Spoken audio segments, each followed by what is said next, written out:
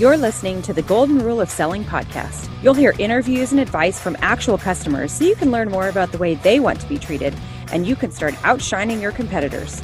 I'm Katie Mullen, your host and personal sales trainer. I've got so much experience that smartphones weren't even invented when I started selling stuff. I'm glad you're here. I'm hosting a giveaway. I am so thankful to everyone who has listened and sent encouraging notes over the past few weeks. And as a thank you, I'd like to give you personalized stationery so that you can send notes in the mail to your customers. I am a huge fan of this sales tactic. I think writing a personal note and sending it in the mail to a customer to thank them for their time, for a meeting or presentation, or hopefully a big sale goes a long way. So here's what you'll do. Write a review wherever you like to listen, Apple, Google, whatever. Then drop me a quick email or connect with me on LinkedIn and send me a private message so that I know you're signed up for the contest. Then in a few weeks, I'll announce the winner and send you a message, and you can tell me where you'd like me to send your personalized stationery with your first initial on it.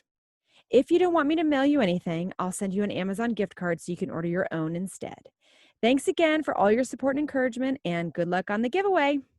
Welcome, everyone, to the Golden Rule of Selling podcast. Thank you so much for being here. Before I get started today, I wanted to ask all of you to please subscribe to this podcast. You can subscribe anywhere you listen to podcasts, whether it be Apple, Stitcher, Spotify, Google. I don't know if you heard the interview a couple weeks ago with Chris Nowak, the biomed from UHS, but he was so amazing. I want to make sure nobody else misses a great customer interview like that. So you can also go to my website, goldenruleofselling.com. and subscribe there to get newsletter updates. And I will send out an update every time I do a podcast from there also. Today, we're going to be talking about customer presentations. Now, of course, before coronavirus, customer presentations were almost always in person. And a lot of people called them a dog and pony show. And of course, now that coronavirus has hit, things are a lot more complicated.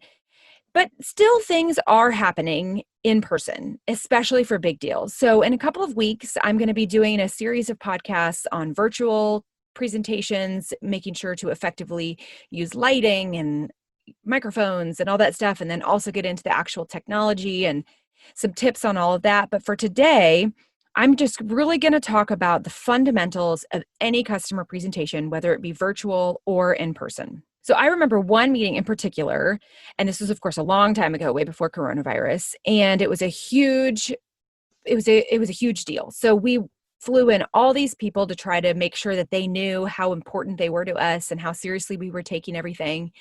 You know, we had my boss, and I think we even had the boss's boss, and we had a marketing person, I think, and we had somebody from the product team, and then we had like our IT person. So anyway, we had a ton of people there, and we were thinking that this was really great and the customer was going to really appreciate this. And I remember as they started filing in one by one, I just got this vibe that they were just annoyed from the very start. And I didn't know whether it was because maybe they felt like we had too many people, or maybe they just didn't like the way that we had set things up, or maybe they were mad at us from something before and we didn't know what it was. But I just remember thinking, gosh, I wish I could see things from their eyes. I wish I could see what it is that they're seeing that's clearly making them really annoyed. And I never did get to figure out what it was. But I just left that meeting really wanting to see things from the customer's point of view. And so, as probably you've heard before, I did spend years researching this and really trying to see things from the customer's point of view. And, you know, not every meeting is going to be as hostile as the one that I'm describing, where they came in and I felt like they just immediately sat down with their cups of coffee and they were sort of already tapping and being impatient. And we literally hadn't even gotten started yet. And you know, not every meeting is going to be like that. They're not all going to be hostile, but it's always going to be really helpful to see things from their perspective, to just see what you salespeople look like to them. So that's what we're going to focus on today. We're going to go over some of the research that I've done over the years of getting inside their head so that you can really understand what to do and what not to do. So let's dig in. All right, let's pretend that you've already gotten past the cold call, you've found out that they were interested in what you're selling, you've gone in and done a fact-finding meeting where you've tried to figure out exactly what they're looking for. And they have invited you to come in and do a quote unquote dog and pony show or a customer presentation. It may just be you, it may be you and 5 other competitors. But regardless of what it looks like, it's a customer meeting. So, obviously this is great news. You've made it past some of the really hard parts, but it's really easy to mess up one of these customer meetings. So here's a few things that you need to keep in mind as you do these customer meetings. Number 1, do not give your company history, or at least do not start with company history. Now, this is kind of hard to do because people are very logically based, a lot of them. It makes sense to them to start chronologically and start off with saying, we've been around, or even we've been working with your hospital since 1972. And I remember one particular meeting, it was a different one than the one I had described above, where we were working on this presentation for weeks and weeks with everyone on our sales team and meticulously going through all of our PowerPoint slides. And I think we had, like 101 PowerPoint slides because it was a very complicated sale. It was involved a lot of different, not just areas within hospitals, but a lot of different actual hospitals within this particular IDN chain. And so anyway, we started off with giving, we literally put up on the screen pictures of what our devices looked like in 1970s and how they had evolved to now, which in our minds seemed very logical and very, just the way that the customers would want to see it. Look how far we've come. Look how great our technology has advanced, how much our technology has advanced over the years. Well, customers really hate this. So I didn't know this at the time because I hadn't done my customer research yet. But come to find out years later, when I did my customer research, that this is one of the major pet peeves of customers. They really, really don't like this. They do not care what your device looked like in 1972 or in 1985 or in 1995. They truly just care about what your device looks like today.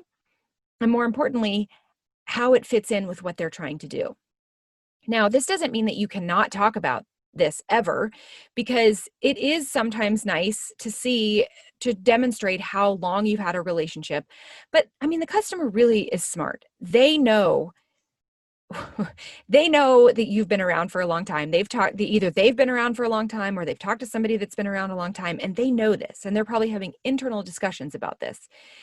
And so just my advice would be to you to never, never start with a company history. Now, this is going to be kind of tricky because marketing teams love to do this. They love to give all these slides about company history, but if you can avoid it, really, really do it. And you might advise your marketing team to listen to this podcast so they can understand why it's such a terrible idea. All right, that's number 1. Number 2, and again, this goes back to talking about yourself. Don't talk about your market share or why you're so great or how you've gotten voted number 1 in customer service for the last 5 years on the such and such surveys. Again, customers don't care about you. They care about themselves. They want to know how the problem that you're having is going to be solved by your equipment. And in addition to that, they're going to do a ton of their own research. So you need to give them the credit for the fact that they're going to be smart enough to figure out what your market share is already. So let's say you have 40% market share or 50% market share. In your mind, you're thinking, well, that just goes to show how great our products are, and they need to know that. But to them, you're bragging about yourself. You're talking about yourself and not them. And in my customer research, this was, again, a huge hot button for them. They don't care about you or your market share. Now, what you could do is you could find a different way to spin it. I would never lead with it, but you could find a way to spin it and say, when we get brought in to do these customer meetings, we do get chosen a lot of the time because we are able to meet these needs. And half the customers traditionally have chosen us and are happy with our products because, and then you would go in to describe how, how your product is going to meet their needs. But don't ever use the words market share because they could care less about your market share. All right, that was number 2. Now, number 3, never go in leading with how you're the cheapest or you can save them money or how you're the best deal. Customers really don't like this. Based on my customer research, I know this sounds surprising because a lot of times salespeople go in feeling a little bit nervous about the fact that their product might be the most expensive one, or that they're certainly not the cheapest. So I don't know if any of you guys have listened to the podcast that I did with customer Chris Nowak. He's the IT manager for UHS, and not IT, he's biomed and IT. And he talks about how he hates it when people try to sell on price. And what he said was, and again, I advise you to go back and listen to it, because what he says is really helpful. But basically he says he expects your price to be competitive. That's a given. But he doesn't need or even want it to be the cheapest. He says that a salesperson needs to be confident in their product and demonstrate the value and not just focus on the price.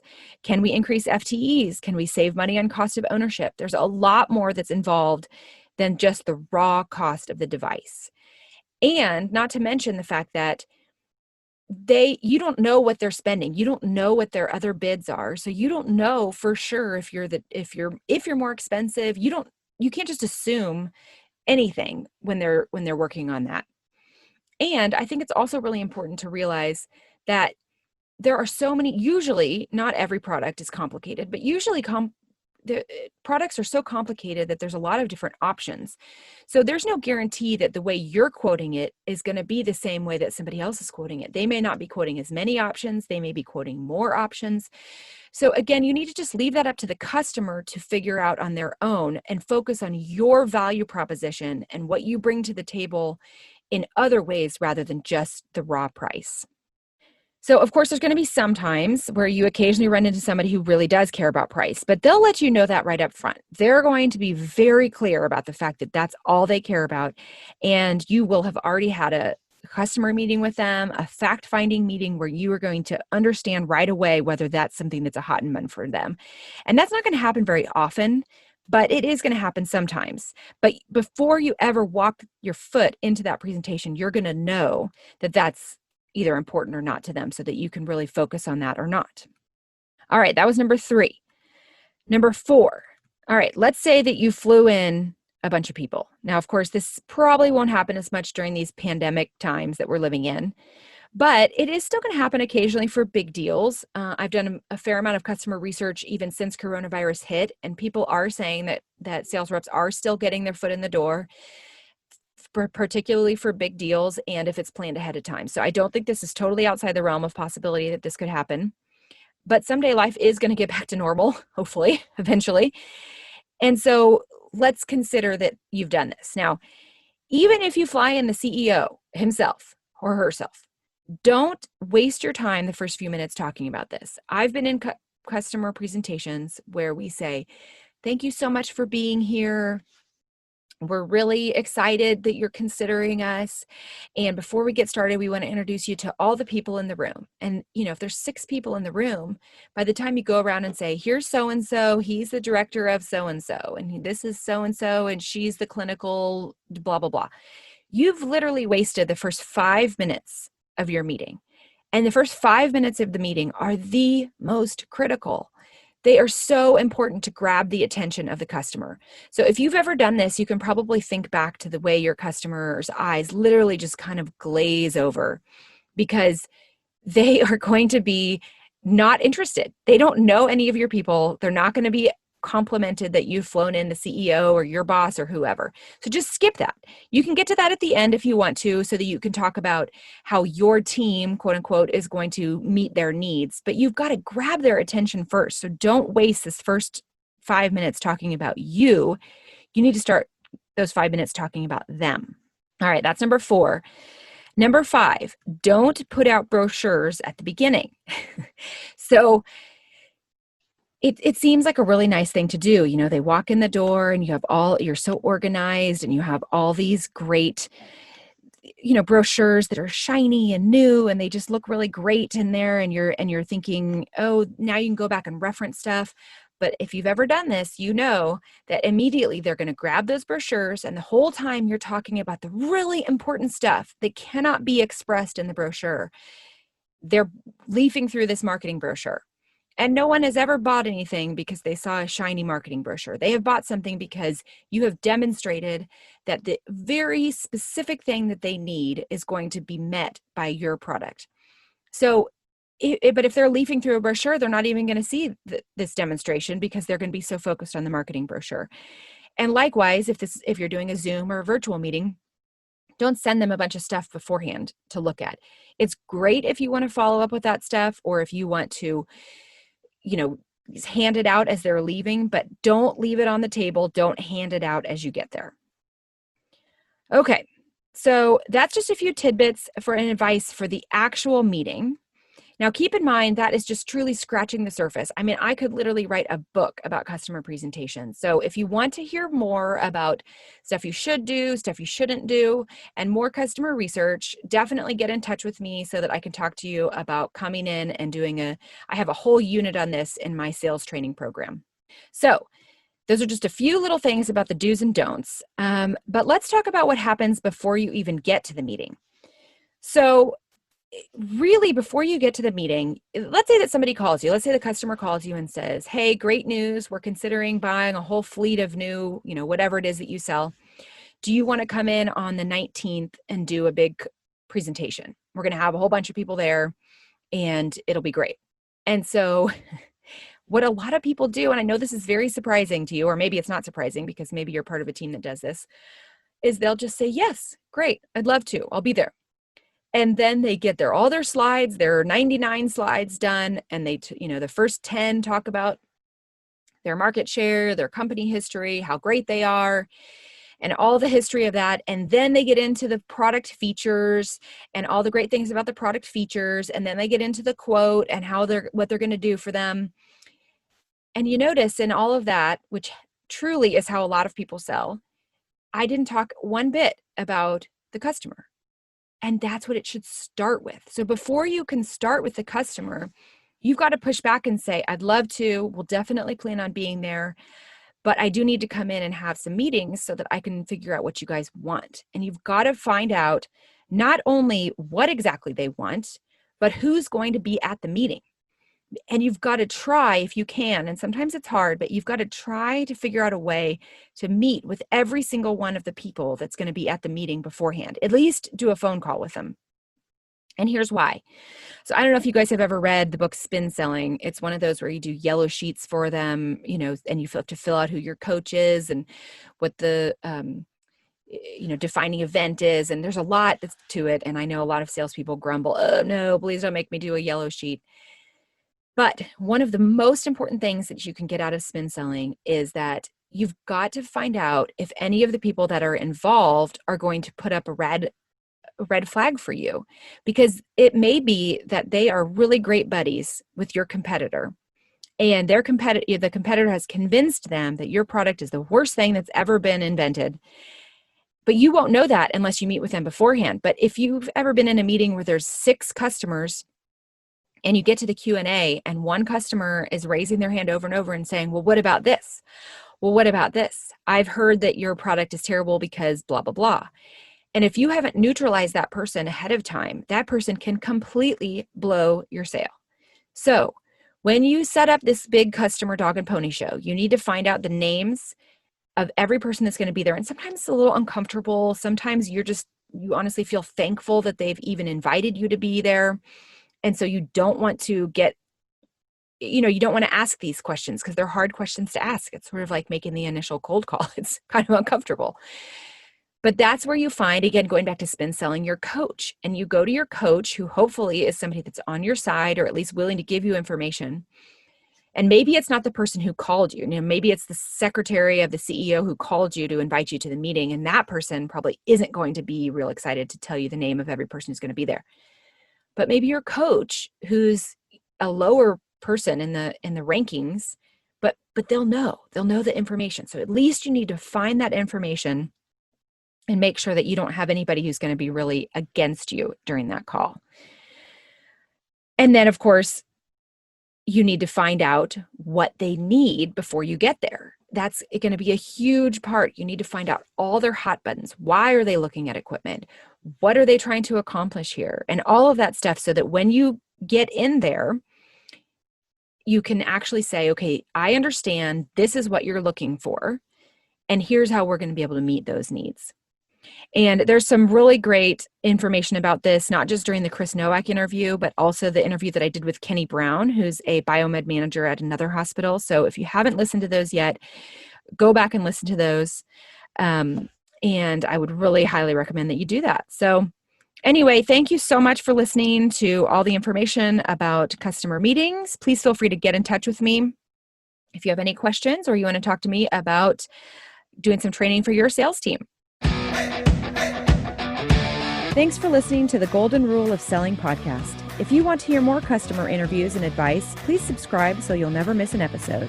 And I hope you'll consider leaving a review. I would really appreciate it. Lastly, all my podcasts are based on my extensive sales training program. If you're interested in learning more about bringing me in to provide your team with a customized sales training program, which I can do virtually, please be in touch. You can find me at goldenruleofselling@gmail.com, and you can find out more about my consulting company at mms-consulting.com. And if you want to see the show notes, please visit our website at goldenruleofselling.com. Have a great week.